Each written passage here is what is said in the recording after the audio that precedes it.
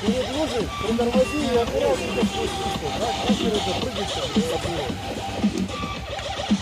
Опа! Сел. Блядь, это захуёво.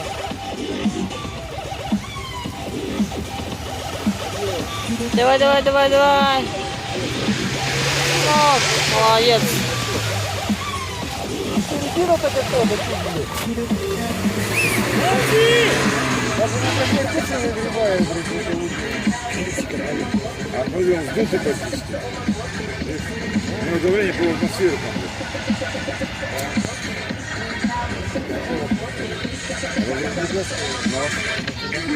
А у него еще один круг, блядь. Ёпта, За счет этого и берет.